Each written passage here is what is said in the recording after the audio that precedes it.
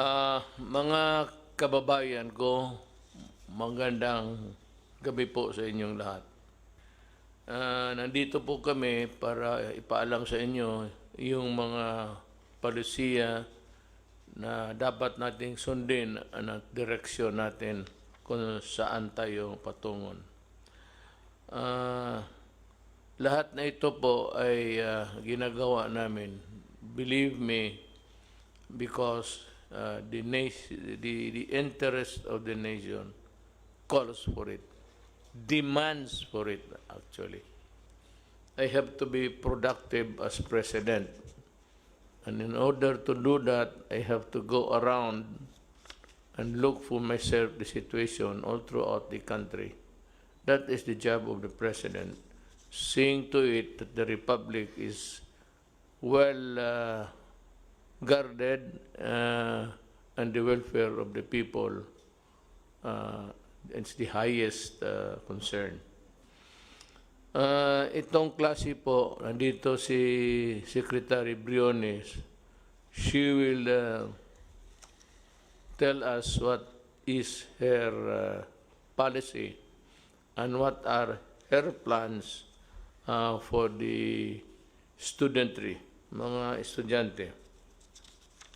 She's here to explain to you, and maybe isali ko na yung deadline ng tuition.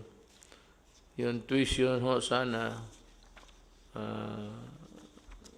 I hope that you'd allow a staggered payment or installments lang po sa mga eskwelahan. And for those who have really nothing to come up to sa bayaran, you have the land bank, and kindly listen to the rules, kasi itong land bank bubuksan namin and you can borrow money to finance the education of your children. Lahat ito, pupunta ito sa talagang negative, meaning to say that we are hard-pressed in our finances, but we have to place the premium of education, so that this would be another round of expenses, but land bank is there to help you. And dito po ako interesado. I want the development of this endeavor of the land bank to help. Gusto kong malaman na matutupad talaga. So maybe I will require a report every day of how it goes, how it would present itself to the public once it is available.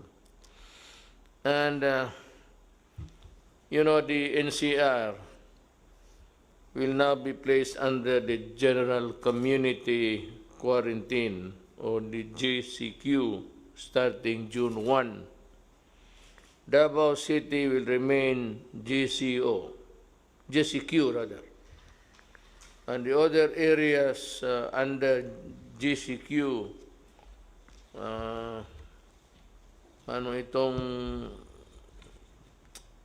ating task force, the regions that would remain under GCQ will be regions 2, 3, 4A, and Pangasinan, Albay. Yan sila until we have reviewed the general situation. We are not happy to put you in this place, but after review, maybe we can. But just let me tell you today that of those who are of late infection or those arriving in the country, we have a spike of about 5,000. Secretary, 500 rather, sorry, 500 lang. and Secretary Duque will expound more on that. The rest of the country will be placed under modified general community quarantine. Again, the rest of the country will be placed under modified general community quarantine. That is very clear now. In other areas, it will be again on a piecemeal basis depending on the viability of the place to meet the challenges of COVID. But from time to time, Secretary Roque would give us the places where there will be changes. The opening of the airports. I have asked Secretary Tugadi, and he will have his time later to explain what are his plans. We would like to know, sabay-sabay tayo. Then dito sa assistance ng OFW, we are coordinating with every government agency to help them. Sana po hindi na ito maulit yung there was this stranded Filipinos not knowing where to go and when. And we decided immediately that they be returned to their home provinces. Nangyari po ito, halos sa kanila nakauwi na. But we are expecting the 300,000 something that Secretary Bellew has communicated to us. And that would be also a problem again. But this time, we should know what to do. It's a matter of calibrating every arrival and maybe sending immediately, if possible, the overseas workers coming in first. Unless, of course, they are detained because of they are sick of COVID. I mean, sick, talagang kailangan ng ospital.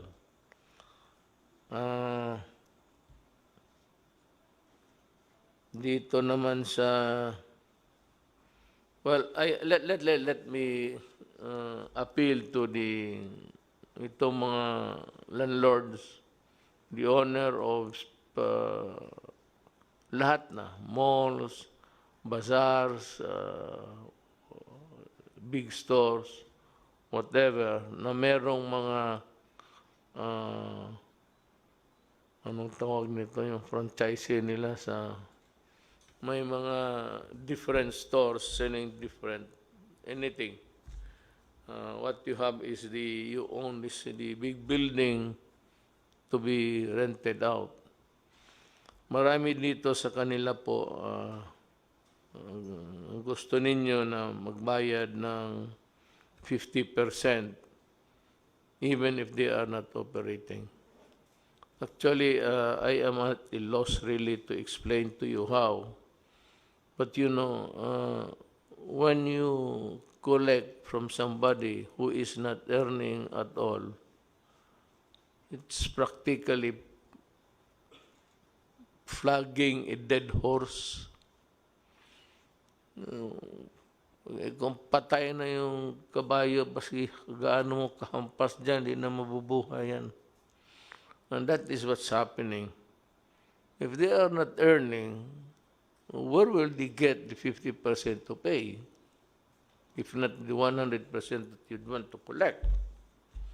So, this seems to me a problem, but I would like to appeal to the owners of the buildings, of the malls and everything.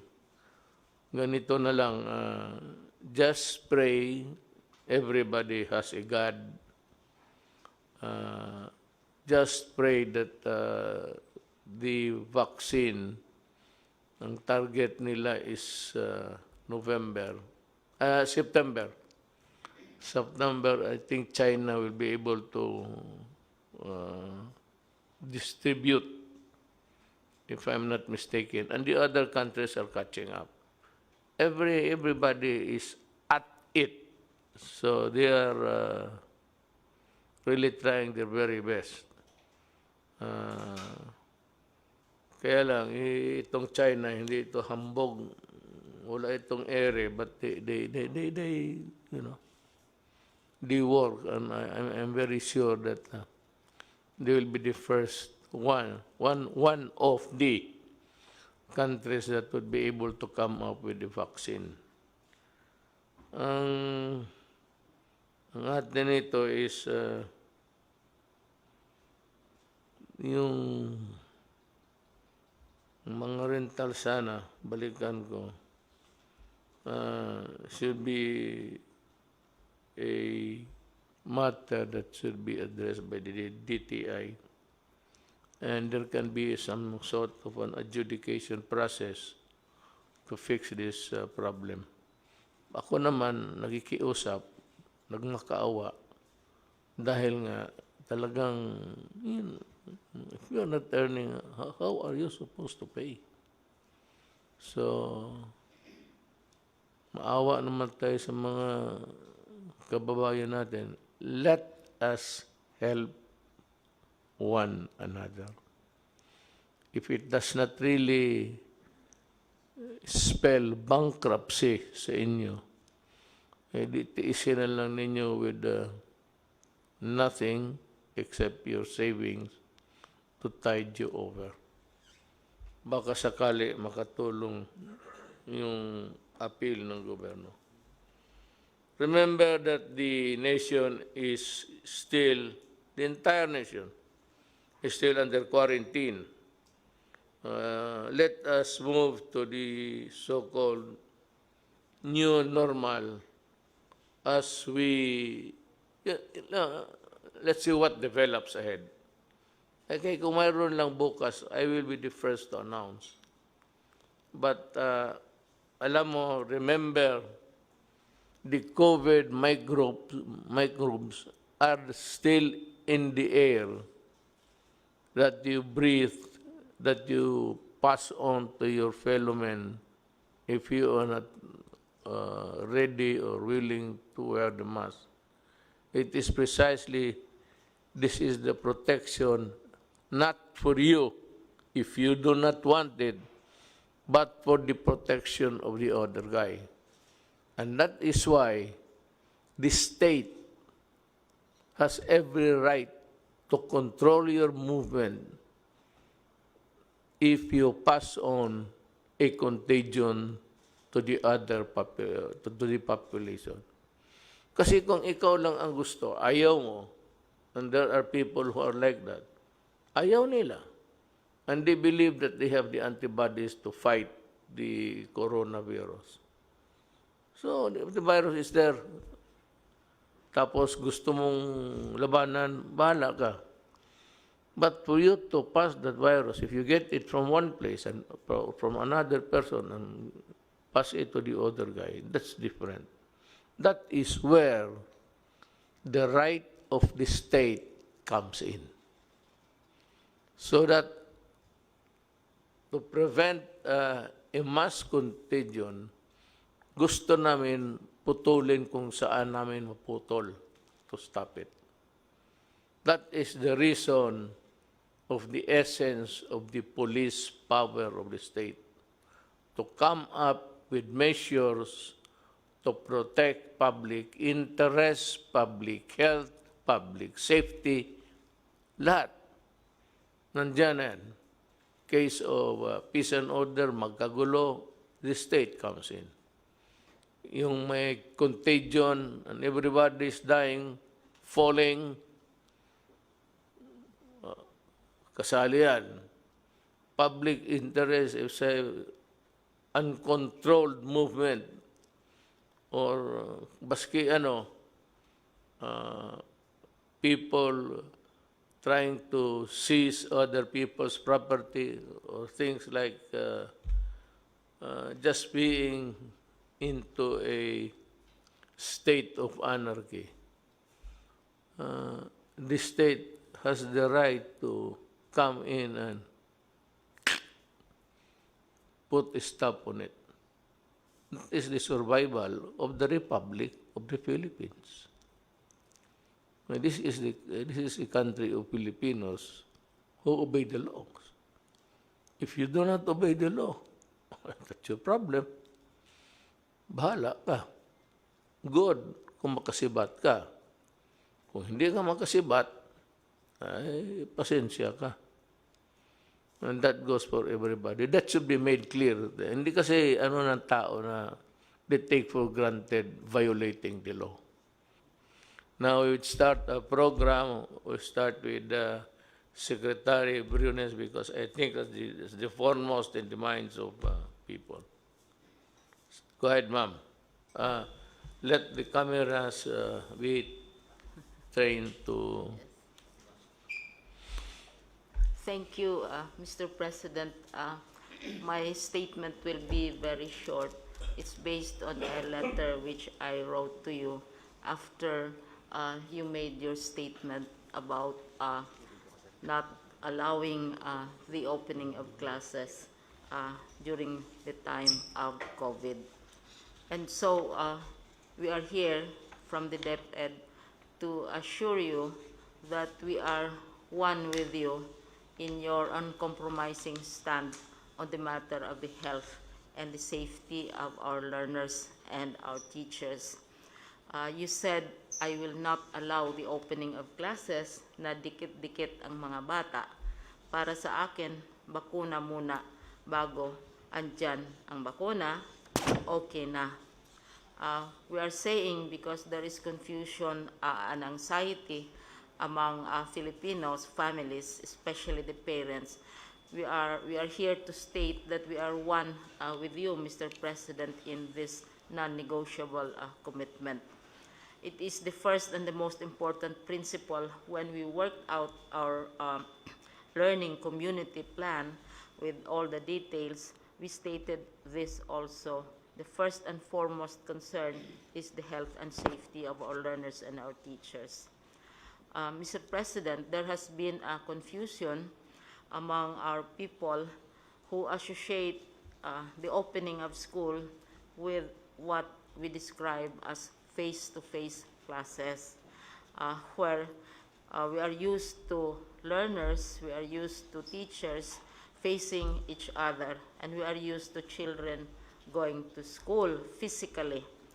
But we are saying that there will be no face-to-face classes and sessions until we are assured of the safety of our children and our teachers. However, we also believe, Mr. President, that we can provide learning opportunities to our students without necessarily requiring them to go to school. And this we can do through what is described as blended and distant learning. Mr. President, this is not a new thing. We have many universities and schools which offer distant learning in many ways. We now call it blended learning because various approaches which are adjusted to the actual situation of the communities will be applied.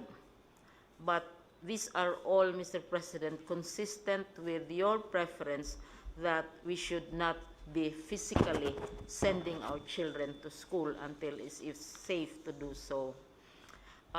What is the so-called blending or learning modalities? Because right now, there is a bill which is filed in Congress on this.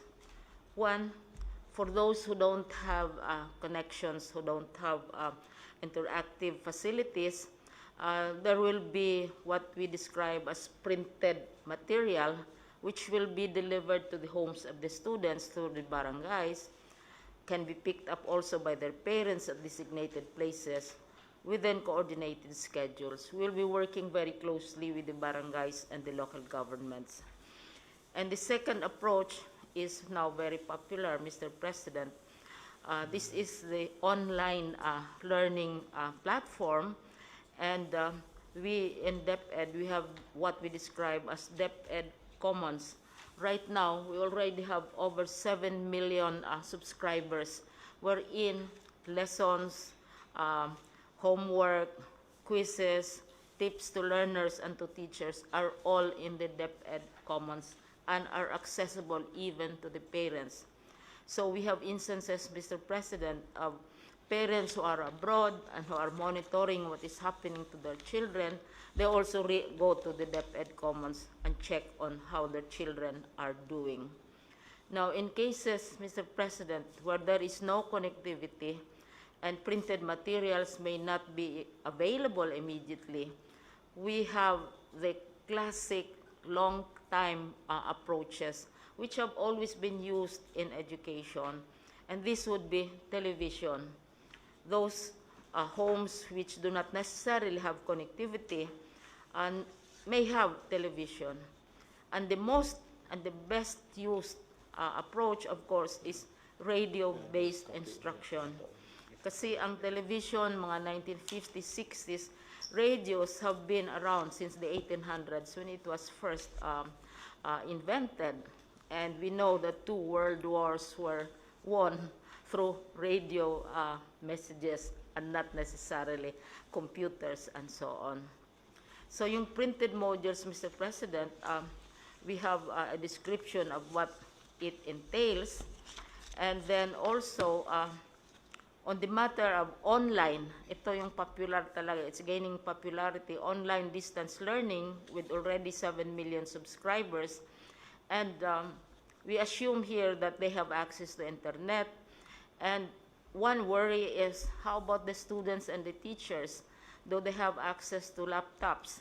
We made a survey, Mr. President, of teachers, more than about 788,000 of them, to find out whether they have laptops or desktops in their homes. More than 80%, nearly 700,000 have laptops or desktops in their homes, because teachers acquire these for various uses. They have family members abroad or friends, etc., etc. So this is a very, very popular mechanism for dispensing education. Now, for those who don't have access to interconnectivity, then we have television. Right now, Mr. President, 15% of television time, this is provided by law, should be dedicated to programs designed for children. So there are already existing educational programs on television stations. What we need to do is to utilize these programs to transmit our curricula. And we are working out how to do this. For example, Mr. President, PCOO is volunteering its TV facilities and also IBC 13, which is radio, for the utilization of lessons through radio and television. Radio and television for those who don't have access to a computer. Now, radio-based instruction is quite popular, Mr. President, because right now, municipalities are volunteering. Usually, municipalities have their radio stations. Cities have radio stations. There are local radio stations, and big networks also have radio stations. And many of them have lessons, which yung tawag nyon is schools of the air. Mayroong mga religious groups, they give lessons in agriculture, lessons in whatever sciences over the air, because alam nila not everybody has access to television or to online computers. So ito yung pinaka ancient, pinakamatandang paraan for teaching as an alternative to face-to-face. Now, Mr. President, what we are doing in the regions is, the regions are different from each other. Some regions have many islands, some regions have many mountains, some regions have interconnectivity, and so on and so forth. So what our regions are now doing is to translate our curriculum from curriculum for lecture, where the teacher lectures the children uh, for long periods of time. It has to be translated, one, into digital modes sa platforms natin, into television programs, because children have to be taught uh, through in a different way. Iba yung effect ng television programs because their attention span can be very brief as well. And then also converted into radio scripts. So this is where much of the work is now being concentrated. What we are saying, Mr. President, is that we fully and completely support your stand that our children should not be exposed to the dangers of COVID-19 physically, but we are also offering opportunities for them to continue their studies and their learnings. And some people ask, are we prepared? What we are trying to do, Mr. President, are not really new. Hindi naman to bagong invento, because distance education, many universities have distance education programs. Many local governments have radio stations. We are utilizing existing ways of communication without necessarily requiring our children to go to school. So they can still go to school, they can still study, teachers can monitor them as well as their parents. So ito yung ano namin, Mr. President, which we would like to share with you, and we seek your approval of our alternative ways of learning, which are already existing right now. And these are being done by many schools, but this time, mas malaki ang emphasis because we are now shifting to less physical, face-to-face classes. But education will continue, Mr. President. Thank you. I'm impressed with the simplicity of the program, and I believe that all that you have said is really feasible. Radio, walang television, and all of these things. I believe we have a very workable program, and I support you. Thank you. And should you require any help from any of the departments, feel free to communicate with them. And with a question of funding, I will, so to speak, scrape the bottom of the barrel. Just to, well, kung wala na tayong pera, edukaran lang ilaglan natin sa edukasyon sa mga bata. We will have to forgo many things along the way because of what happened. But education, I think, if it is compromised, it should be negligible, so that it should go on, because the future of this country depends on how we educate our young people nowadays. I agree with you in this program. I support you. And if there's anything that we can do, the ALG and or whatever, we will Thank you very much, Mr. President. endeavor to help you. Thank you. So, with that, we're through with education. I would just like to announce to the public, as of today, we have a total number of COVID cases of 15,588. Now, the recoveries, 92 new ones, with a total of something like 3,598 to date. Ang patay po is 921. So you would see that Philippines has ratio and proportion vis-a-vis with the population. We have a low rate of mortality here in this country. The total active cases is 11,069. So, ang NCR is top-notcher, which is 330 or 61%. Then we have Region 7, 55, others 99, mga repatriate. Yung dati na dala dito 55.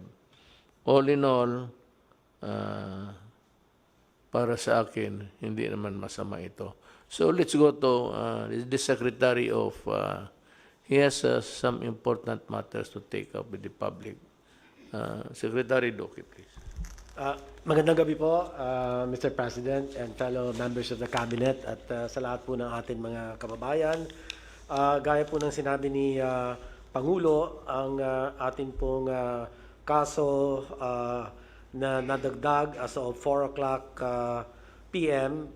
Today, May 28, 539 at 330 galing po sa NCR, 55 naman galing sa Central Visayas at 99 mula sa ibang mga rehiyon at 55 na mga repatriates na ito po yung kasama sa mga lumalaking bilang ng ating po mga OFWs na isinasa ilalim po natin sa RT-PCR testing.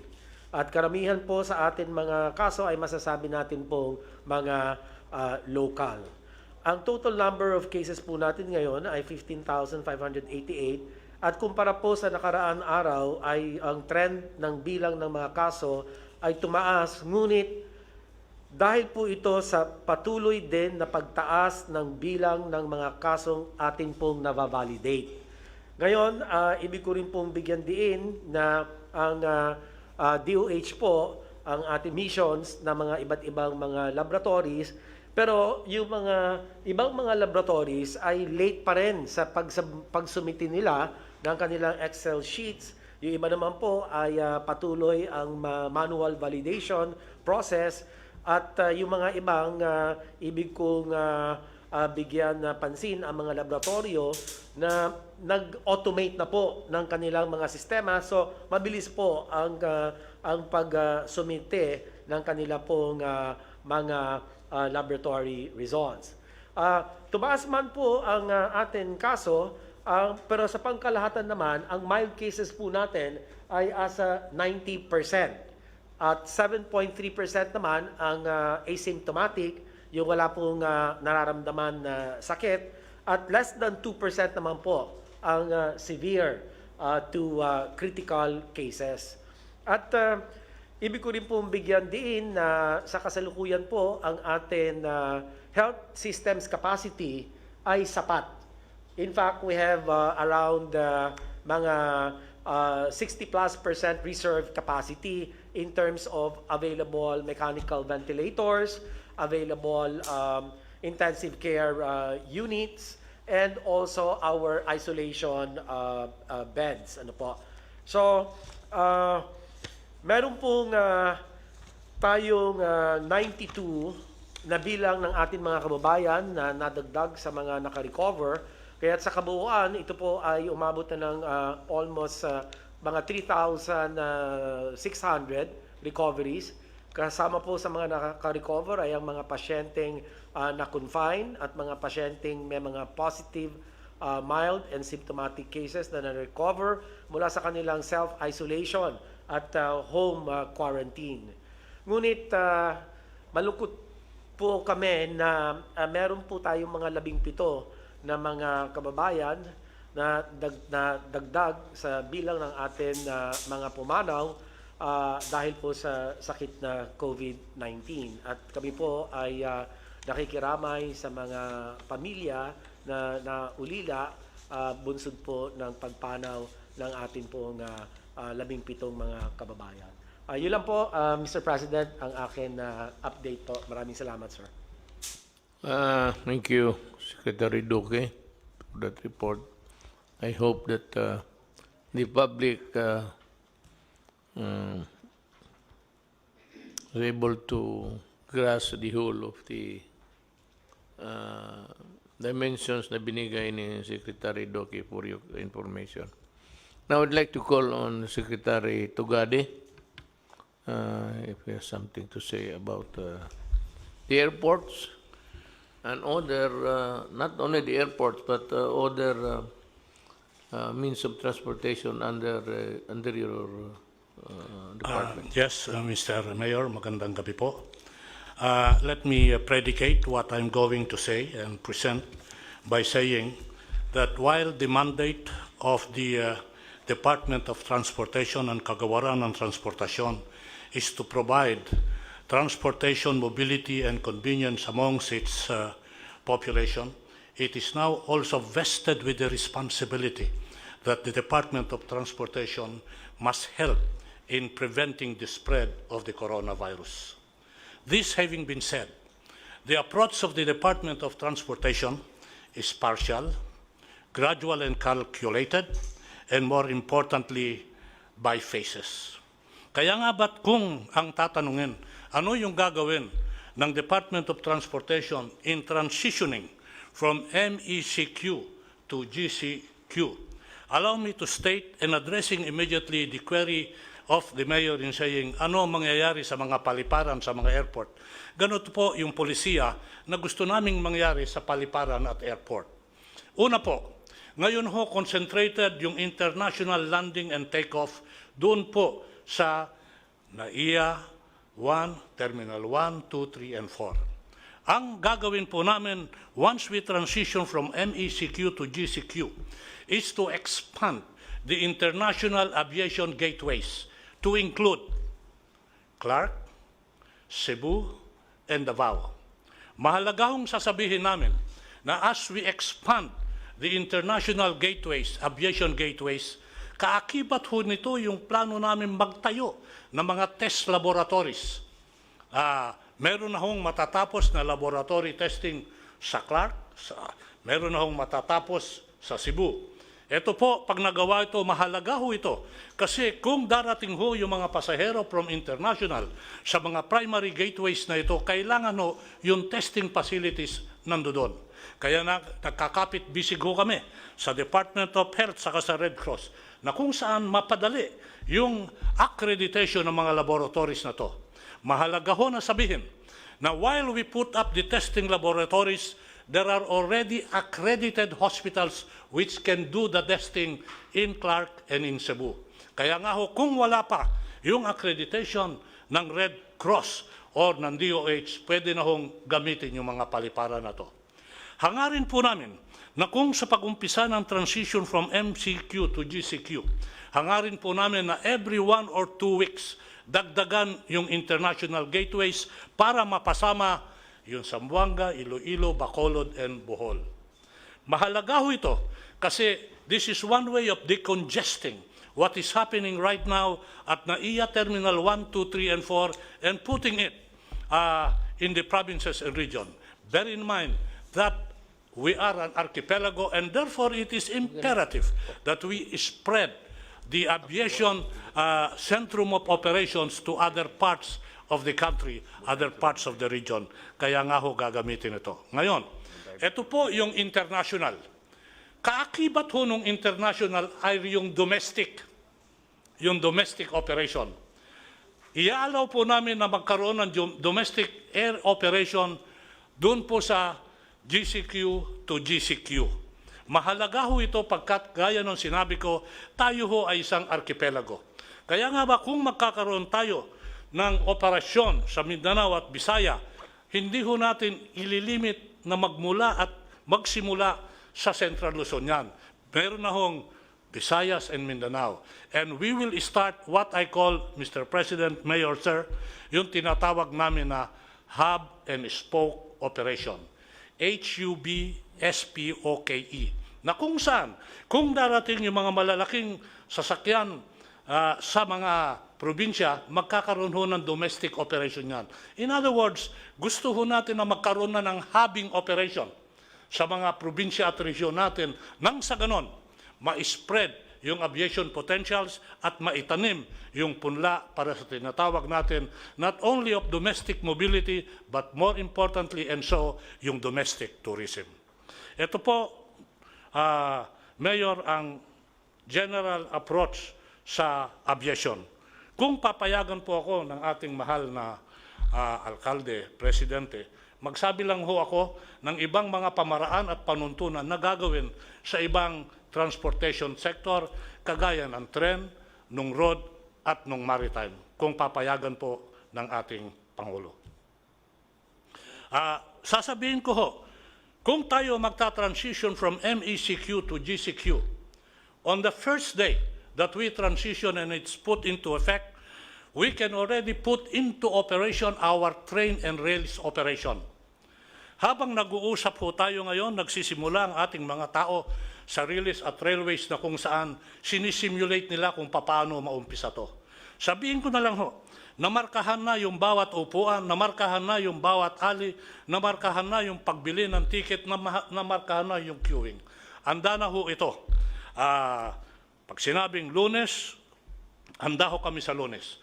Bagamat sasabihin ko antemano, huwag i-expect na yung operation ng tren is 100%.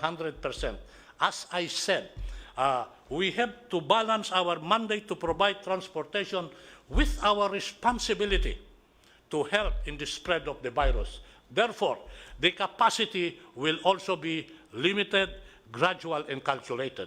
It will be an average of 10 to 12% sa LRT at MRT. Doon sa PNR ho, ang capacity, mga 35%. Ngayon ho, para maayos ito, sabihin ko na lang ho, part of the future efforts here, ito po ang sasabihin ko.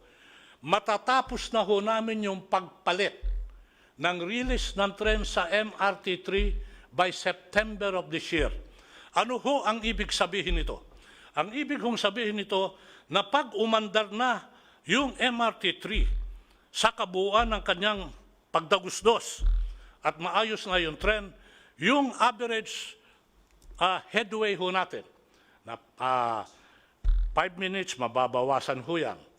Yung kilometers per hour travel time na ngayon 30 kilometers per hour, by December ho, Mr. President, target po namin na yung speed magiging 60 kilometers per hour kasi nabago na yung release ng tren. Mababalik po ito sa dati na kung saan sabi natin, eto na yung MRT3. Bakit importante yung release? Importante yung release sa katren pagkat kasi ho, Mr. President, massive ho ang pasahero nito kumpara sa modernized jeepney, sa Grab, sa taxi, mas madami ho dito. Kaya concentrated ho kami dyan. Ngayon, to augment, because limited capacity yung takbo ng tren, meron ho kaming tinatawag na bus augmentation system. Yung bus augmentation system, ganito po yon in generic terms. Ikakasa ho namin yung operation ng tren with the bus operation following the same line. Para nang sa ganon, ma-achieve natin more or less yung tinatawag na volume of passengers that move. Ngayon ho, mag-i-introduce ho kami ng bagong pamaraan. Ito hong bus augmentation system ay magkakaroon ng tinatawag na dedicated lane sa EDSA, mid-lane. Ibig sabihin, may tatakbo ho dyan na bus. Sa umpisa ho, kasi sinabi po natin, gradual, calculated, and partial. Ito ho, baka gamitin ho muna namin dyan, Mr. President, mga 300 to 500 buses. Sasamahan ho yan. Pag nagawa ho ito, i-increase po namin yan. Maalala niyo ho yung LRT na nasiraan ng 3 istasyon na hindi pa mag-ooperate ngayon? Lalagyan ho namin ng bus operation yon para yung 10 stations ng LRT will be put in operation with the combination of rail and bus. Meron hong bus augmentation system, babaguhin ho namin ang EDSA. Sasabihin ko na rin ho, yung gagawin nating landscape sa EDSA. Ultimately, magkakaroon po tayo ng tinatawag na bike lane na kung saan nakikipagkapit-bisig kami sa MMDA at the Department of Public Works para maumpisahan at buhayin ulit yung tinatawag na bicycle lane. Pag ito ho na-prove sa aming eksperimento na kaya, gagawin ho namin yung strukturang permanent. Sabihin ko lang ho na yung bicycle lane will not be limited to EDSA. It will be limited to parts of the country if it works. Ngayon ho, ang component ho ng road sector, kung o-operatein mo yung road sector, ano naman ang mag-ooperate sa kalsada? Nasabi ko na ho, yung bus augmentation system. Ma-ooperate ho yung P2P, point to point. Wala hong stop yan. Ibig sabihin, itong P2P, sasama sa dedicated lane, sa agos ng dedicated lane. Nandiyan po, yung tinatawag natin na yung Grab sa taxi, pwede hong mag-operate yan. Sabihin ko na lang ho, Mr. President, alam niyo ho ba na uumpisahan natin part of the new normal? Magkakaroon ho tayo ng digitalized operation sa taxi, sa bus, na kung saan merong cashless transaction, again, to help prevent the spread of the disease. Ito na ho yung mga card system. Ginagawa ho at gagawin ho namin sa taxi at sa mga modernized jeepney at sa bus yan. Part of the digitalization program, without oversimplifying, but just to show to our people who are listening and watching, meron ho tayong digitalization program. Alam niyo ho ba, yung lisensya ngayon, pupunta ka sa LTO, doon mo kukunin. Ngayon, minsan yung address nila, problema ho yan, hindi totoo. Nagkakaroon ho kami ng online issuance and application. In addition to that, yung mga lisensya at plaka, yung renewal ng plaka at lisensya, hindi ka na ho pupunta. Plano namin sa LTO offices. I-deliver ho yun ng courier. This is one way also of making sure that the addresses dun sa mga na-issue ng lisensya ay totoo. Kasi ang nangyayari ho ngayon, pag nagkakaroon ho tayo ng problema sa kalsada at hahanapin mo yung address, wala ho doon. So meron ho mga programang ganon. Sasabihin ko na rin ho, part of the digitalization na ginawa na namin even before the COVID is the robotics. Meron na po tayong robot sa LTO. Sila ho yung gumagawa ng plaka. So ito ho, mga gagawin natin. Ngayon ho, kung mararapatin, Mr. President, let me say a little bit about maritime. Dalawa ho yung programa na ginagawa for the first time during the term of President Duterte, Mayor Duterte. Una ho, electronic ticketing system. By December, pwede ko nang umpisahan yan because now it's on a test run. Ano ho ibig sabihin nito? May ticket na ho pag sumakay ka ng mga mga maritime vessels. Mawawala ho dyan yung scalping. Mawawala rin ho dyan yung overloading kasi ticketed na. Yung ticketing, online ticketing, gagawin din ho yan sa tren. At ginagawa, of course yan, sa aviation. Gagawin ho sa maritime. So magkakaroon ho tayo ng online ticketing for the first time. Mabubuo ho natin yan by December. Para sa ating mga kababayan, nandito ho yung sinabi kong palamigan ng bayan. With the problem on COVID at yung sitwasyon at lack ng storage ngayon, yung magsasaka, yung mga mangingisda, nasisira ho yung kanilang tanim at pangisda kasi walang storage. Ang ginagawa po namin, Mr. Mayor, Sir, is linunsad ho namin yung palamigan ng bayan.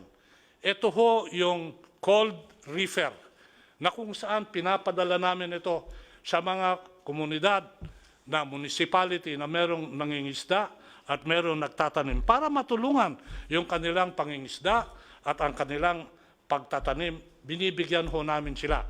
Nakadistribute na ho kami, 11 reefer containers. Plano ko ho, pagdating ng Hunyo, I know it's a tough order to my people, but I'm pushing them. Gusto ko 2 container a month para mapalawig yan. Then we can help di magsasaka and di mangingisda. Sabihin ko na rin ho, Mr. President, sa maritime, nakatapos na ho kami at report namin sa IATF kahapon ito, na matapos na kami ng puerto at gusto nilang inauguratein pa. Sabi ko, wala nang inaugurate. Operatein mo na lang. Mahigit 10 na ho yan. Operatein mo na lang. Wala na tayong inauguration. I hate ceremonies. Basta operatein mo na lang. Kasama ho dyan yung pagtatapos ng puerto sa Pag-asa. Handa na hong mag-turn over yung provincial government of Palawan na i-turn over sa amin yon sa June, June 12. Sabi ko, kung maaari, aksipin ko na lang sa papel yan. Huwag na tayo mag-inaugurate. Umpisahan na lang natin. Maraming salamat po, Mayor. It was a very terrific presentation, Secretary Tugade. We would like to ask Secretary Galvez to make the report first. For, what's the latest on your front, sir? Sir, you have directed me to visit all the different regions as a compliance to your directive and see the real situations on the ground. I have already visited Zamboanga City, Davao City, Caraga region, Bohol, Cebu City region, the Laguna region to build the quarantine facility there. Also, I visited Baguio City, sir, to see the good things that Mayor Magalong is doing. I also visited Region 12, and also I visited the malls so that we could see if they are really following the protocols. Sir, they're very thankful to you, sir, and also to Senator Bongo, because we have given them more or less 200,000 rapid test kits. And also, we put up the machine laboratory. When we went to Zamboanga City, sir, we left more or less 1,100 kits. And now they have 2 laboratories already. And also in Davao, we have already procured, with the help of the different companies, San Miguel Corporation and also Ayala Corporation, they're trying to automate the Southern Philippines Medical Center. And it can increase the capacity of the Southern Philippines Medical Center into more or less 2,000 tests per day. And the machinist will be flown from Zamboanga City to Davao City, maybe this coming Saturday, sir, to fix the machines. And then also the Caraga region, they're very thankful because also we provided them 2,500 test kits for every province. And also Bohol, we saw that Bohol will be one of our candidate for the new normal because they're still COVID-free. And considering that most of their businesses came from tourism, we are planning that we will have a preparations for local tourism this coming June and July, and then they may be opening up. If the situations improve, sir, they will open up tourism again in Bohol, and they're very thankful that we have given them hope that Bohol will be our model for the new normal. And also in Baguio City, sir, we visited Baguio City, and the Baguio City, sir, is very sprawling right now. They have opened up all the business except for mass transportation and also hotel and restaurants. But I talked to General Magalong last night, and if the IATF will approve that they will be at MGCQ, they will open up some of its restaurants for dining, and also they will open up local tourism in Baguio City. And then during my visit on the malls, we saw that the people is really very mindful of the pronouncement of the president. As of this moment, when we saw the malls, we thought that there are many people there, but more or less 10 to 20% of the mall capacity is parang pa rin, sir, parang takot pa rin ng tao, sir, na magpunta ng malls. So majority, nakita namin, sir, mga 20 to 30 opening pa lang, sir, ng mga malls. Ang marami lang matao is yung sa supermarket, but those who open, nakikita namin, sir, sir, medyo merong pa rin natawag nating precautions. But I believe when I talk to the administrator of the malls, they are very happy that the president, the government has given them the hope that there will be an opening. And considering that NCR will be GCQ'd, they're very happy. Sir, I also visited Cebu City. We met with Secretary Dino, and they are doing good. Though the figures that we saw is medyo tumataas po yung kanilang kanilang cases. But we saw that it is in Cebu that they conducted expanded testing. They conducted 32,000 testing and with the rapid test, and also more or less 16 to 20,000 PCR tests. And they say that they are prepared for for the GCQ, considering that when we met all the businessmen there, and they're very happy that we visited them, and they are preparing for the opening of business because they already lost a lot in during the CQ. Mr. President, for all those LGUs and businessmen that we have visited, they are very, very thankful that the government is giving them the support, especially when we go there. We brought PPEs, protective personal equipment for the health workers, and also we provided test kits, including rapid test kits, and also we brought all along with us with the PCR equipment. That's all, Mr. President, and I would like to convey the gratitude of our local government officials and businessmen for the visit. And also the gratitude of the nation for your untiring services, General Galvez. Dito sa Pilipinas, hindi tayo nagkulang ng for example, Benji sa Baguio. He's a very good administrator, being a military man. He has that, I said,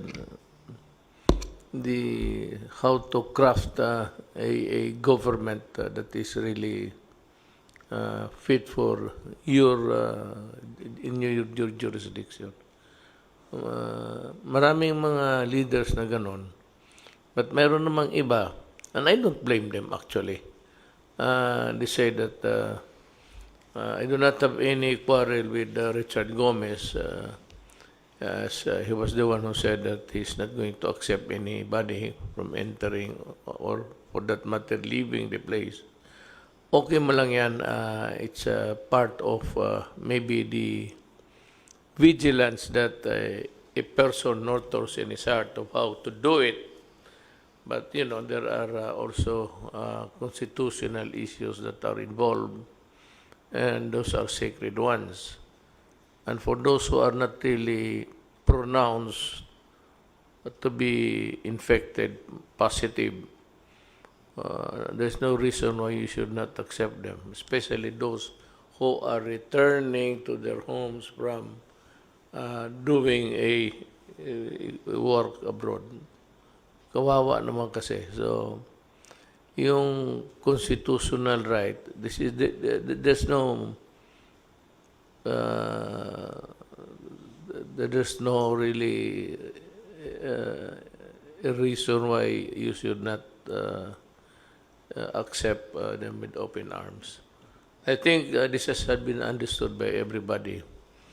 And unless, for one, if you are positive, you can stay with the place where government has to provide for the hospitalization. I want to make it clear that as much as possible, the ordinary citizen, the Filipino, does not have to spend money. If he is sick, he can seek hospitalization and charge everything to government.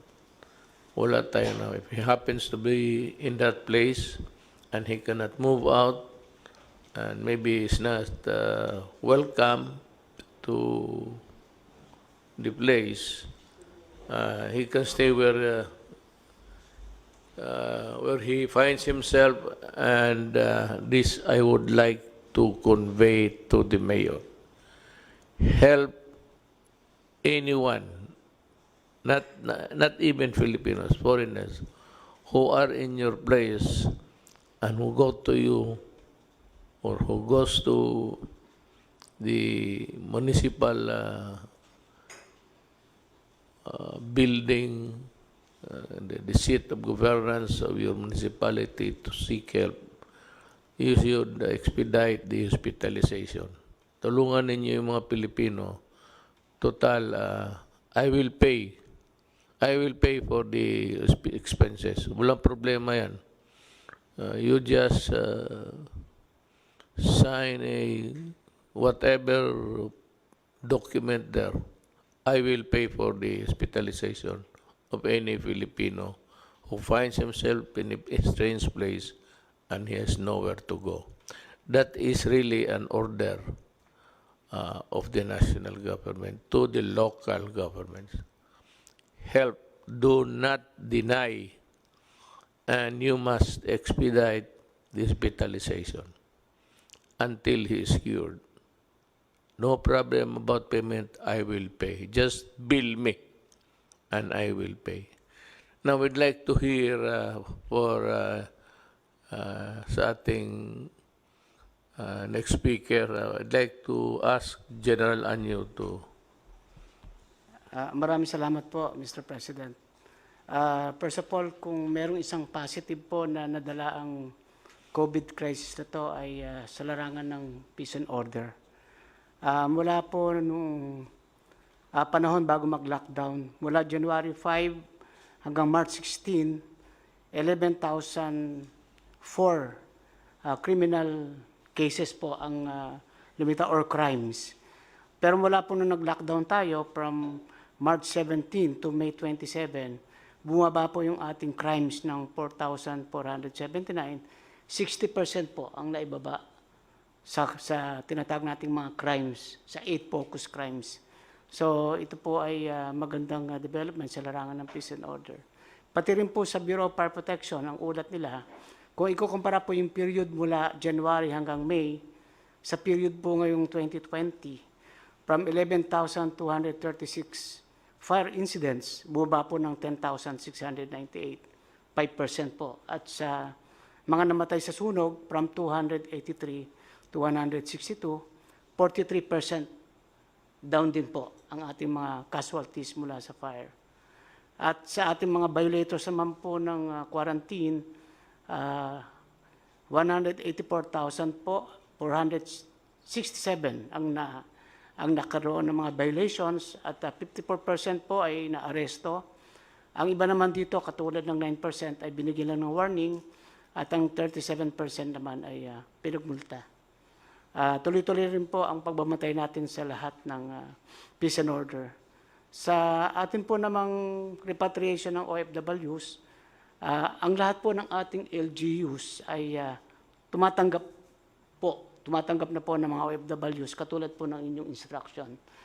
Kung noona po ay merong alanganin sapagkat hindi sila sigurado kung ito ay pwede pang makapanghawa, so nagkaroon po kami ng kasunduan sa lahat ng LGUs, mayors at governors na lahat po ito ay tatanggapin at pwede na lang sila mag-impose ng additional home quarantine. At kung talagang ang bahay ay masikip, pwede po sa isolation facilities sa mga barangays para abot tanaw na rin yung ating mga OFWs ng kanilang mga pamilya. So sa inyo pong kautusan ay matatapos po natin hanggang Sabado na maiuwi lahat. Ang natitira na lamang po ay 11,889 pero ang karamihan po ito ay nakabook na yung kanilang mga biyahe hanggang Sabado. At ang naiwan na lang ay 6,468 na kaya po nating matapos ito hanggang weekend. Sa atin pong pagbabago mula MEGCQ papuntang GCQ areas at iba naman pong LGUs ay magiging MGCQ, handang-handa na rin po yung ating mga LGUs sa pagpapatupad kasama yung ating mga kapulisan. Magkakaroon din po kami ng mga pagbabago katulad ng modified checkpoints ang ating patutupad. Meron po tayong mga mobile at spot checkpoints at ito ay nandito sa mga strategic location para hindi magkabuhol-buhol ang trapiko. At magiging mahigpit pa rin tayo sa mga provincial borders. Within the province po ay hindi na kailangan yung ini-issue ng mga barangay quarantine pass. Travel pass na lang po para sa pagdaan niya from one from one province to another o kaya ay from one region to another, ay makikita po natin na may kabuluhan talaga ang nagbibiyahe at hindi sa nagbibiyahe lang para sa leisure lang. Patuloy din po yung pag-inspection natin kasama ang DTI at DOLE